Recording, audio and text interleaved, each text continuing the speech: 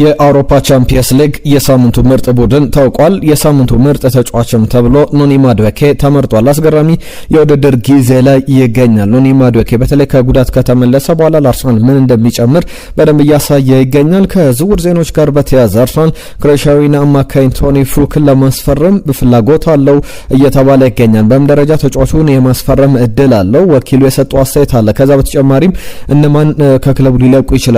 የሱ መምጣትን ተከትሎ ምን አይነት ተጫዋች ነው ሚኬል አርቴታ ለምን ፈለገው? ምን አይነት ኳሊቲዎች አሉት የሚሉን በስፋት እየተመለከትን እንቆያለን።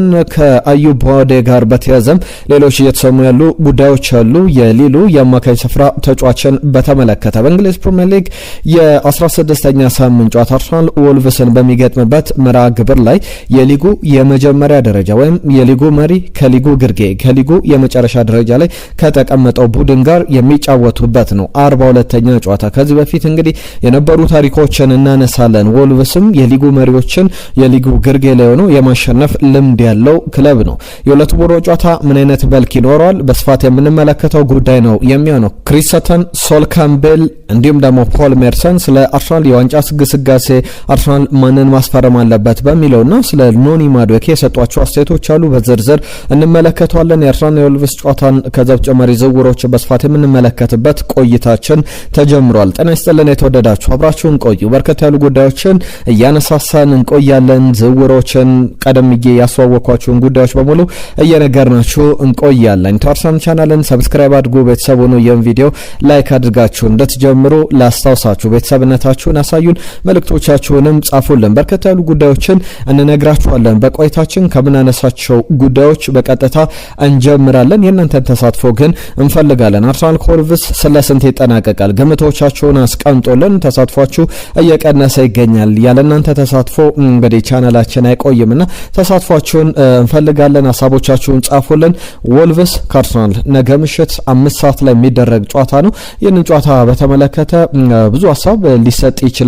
በተለይ ደግሞ የሚኬል አርቴታ ቡድን ምን አይነት ጉዞ ላይ እንዳለ በደንብ የተመለከትነው ነው። በቻምፒየንስ ሊግም ጨዋታ ላይ ያየናቸው ጉዳዮች አሉ። የእናንተን ሀሳብ ግን እንፈልጋለን። ከትናንትና ጨዋታ በኋላ ዝርዝር የክለብ ብሩዥን ጨዋታ በተመለከተ ብዙ ሀሳቦች ስናነሳ ነበር። ከአምበልነት ጋር በተያዘ ማን መምራት አለበት አርሰናልን በአምበልነት የሚለው ብዙዎቻችሁ ቡካዮ ሳካ፣ ዴክላን ራይስ፣ ቪክተር ዮኬሬሽ ብላችሁ መልሶቻችሁን ልካችኋል።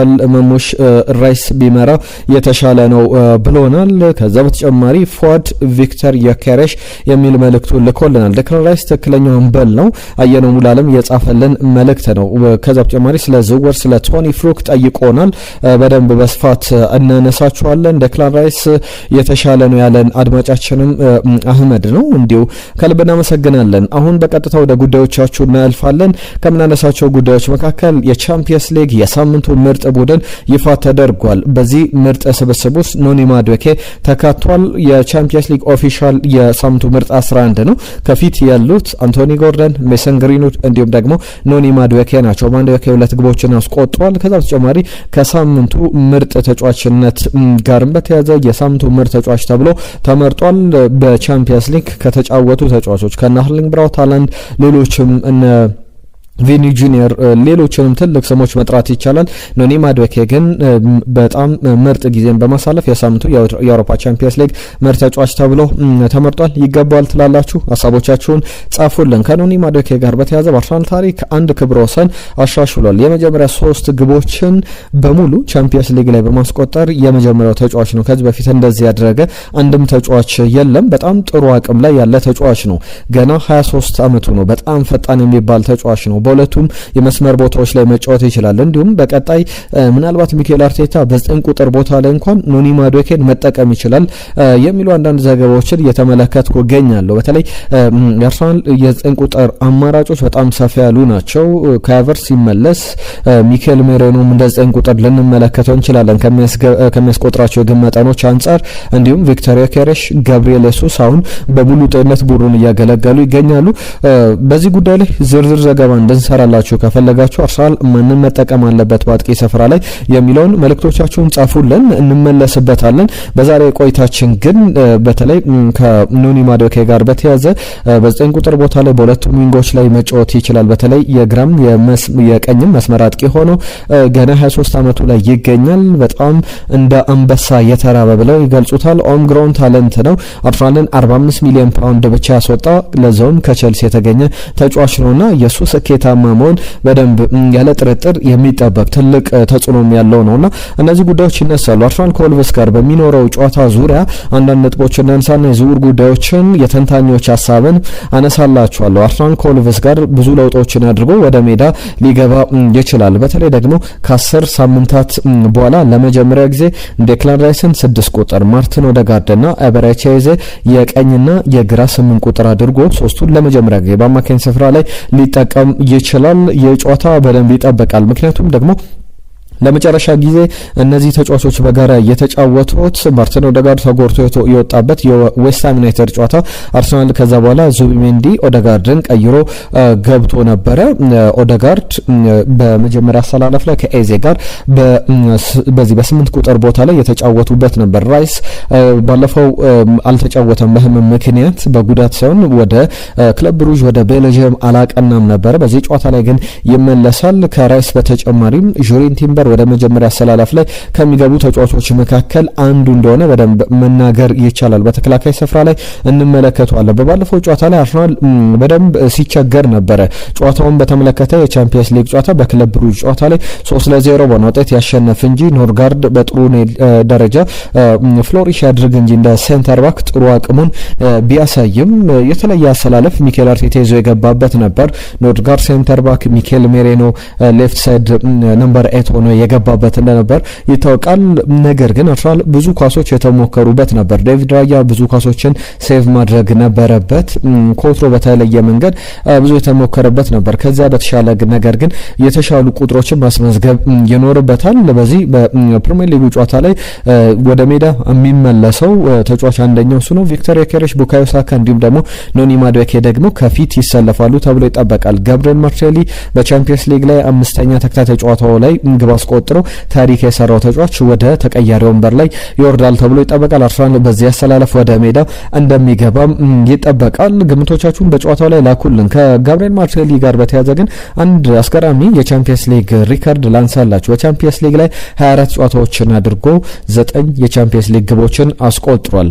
ኤደን ሃዛርድ 56 ጨዋታዎችን አድርጎ 10 ግቦችን ያስቆጠረውና በቀጣይ 2 ግቦችን አስቆጥሮ በዚህኛው የምድብ ጨዋታዎች ገና ሳይጠናቀቁ ምናልባት ካራት አልማይቲ ኢንተር ሚላንን በሚገጥሙበት ጨዋታ ላይ አርሰናል ግቦችን አስቆጥሮ ይህንን ቁጥር ከኤደን ሃዛርድ በልጦ መቀመጥ ይችላል። አስገራሚ ቁጥሮች ያሉት አይነት ተጫዋች ነው። በወልቭስ ጨዋታ ላይ ከሚሰለፉ ተጫዋቾች ውጪ ቶፕ እና የቦተም ቴብል ላይ ያሉ 2 ቡድኖች የሚገናኙበት ነው።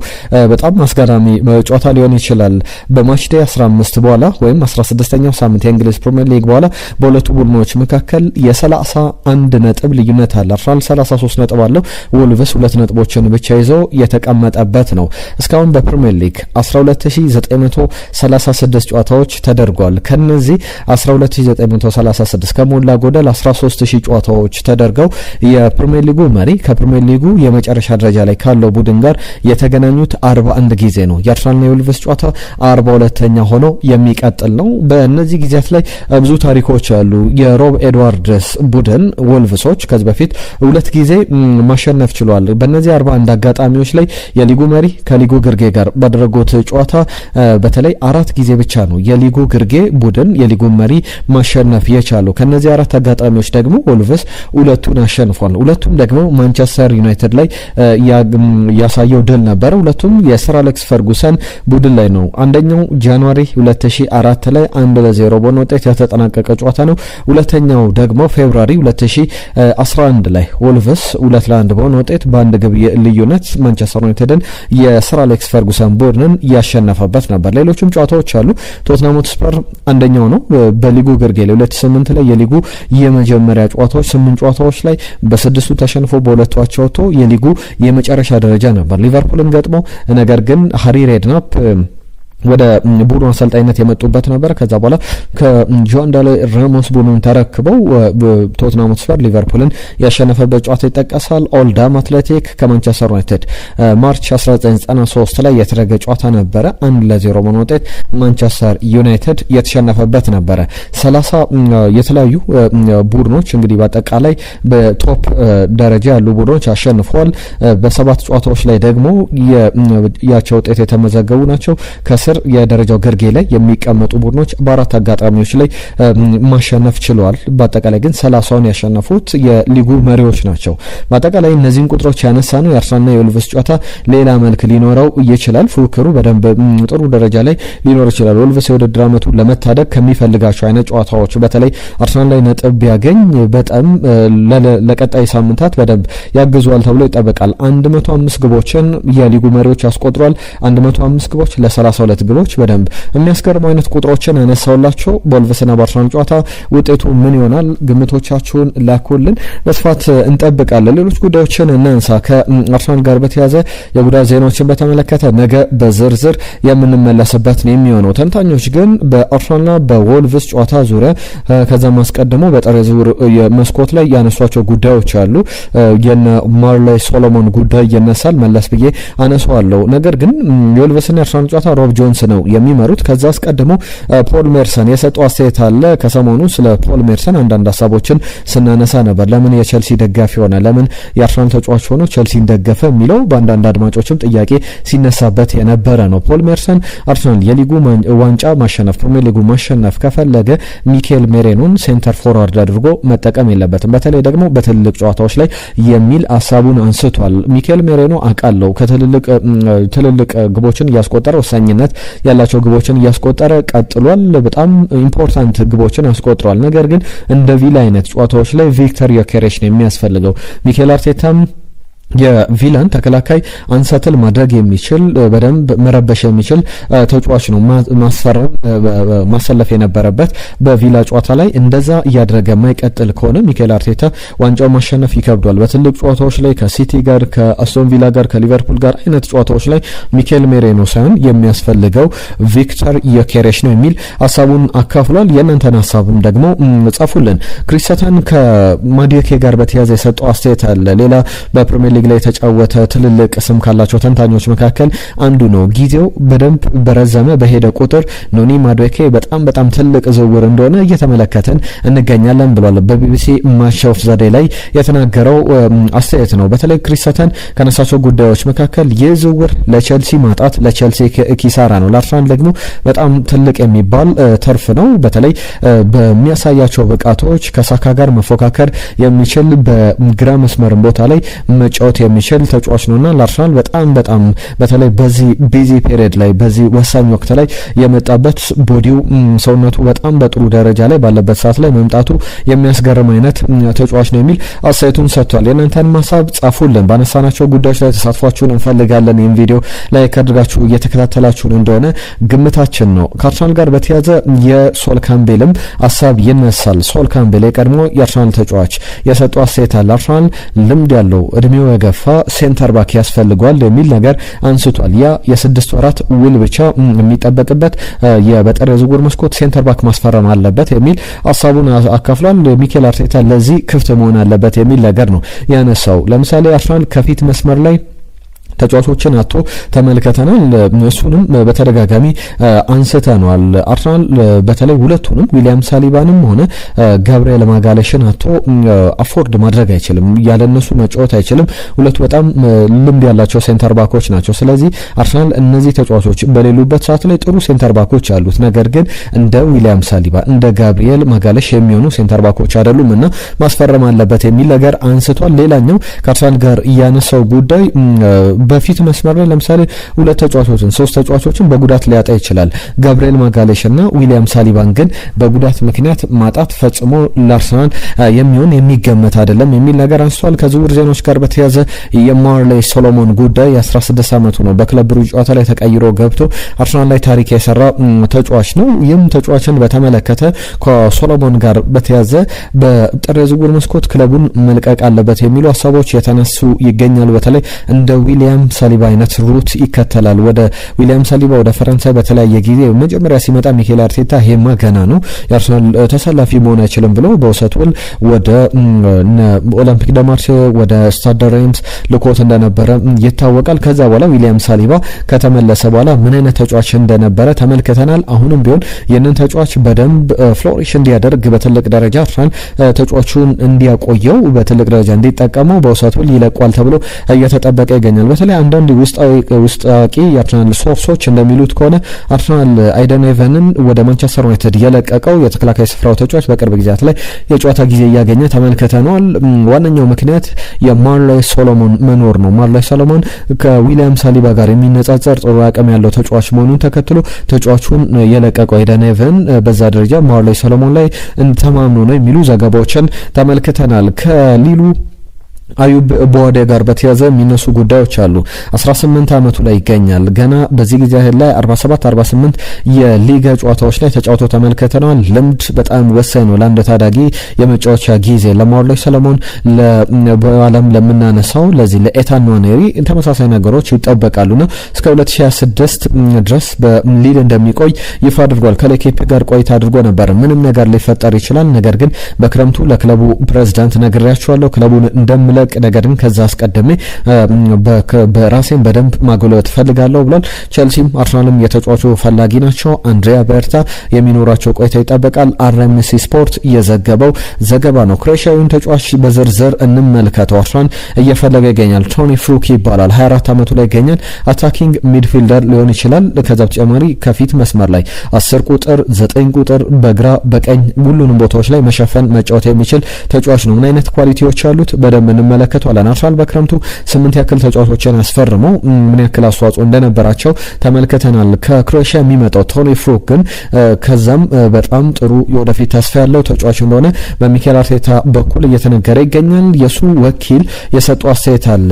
አዎ እውነት ነው፣ አርሰናል ተጫዋቹን ማስፈረም ይፈልጋል የሚል ሀሳቡን አንስቷል። የአርሰናል ወኪሎች ተጫዋቹን የአርሰናል መለማዮችም ተጫዋቹን በደንብ ስካውቶች እየተመለከቱት እንዳለም ተመልክተናል። ከፊት በተለያዩ ቦታዎች ላይ መጫወት ይችላል። በዋናነት ግን የ10 ቁጥር ቦታን ይዞ መጫወት ይችላል። የግራ እግር ተጫዋች ነው። 10 ግቦችን አስቆጥሯል። 2 ለግብ የሆኑ ኳሶችን ማቀበል ችሏል። 26 ያክል ጨዋታዎችን በያዝነው የውድድር ዘመን ብቻ ማከናወን የቻለ 24 ዓመት ተጫዋች ነው።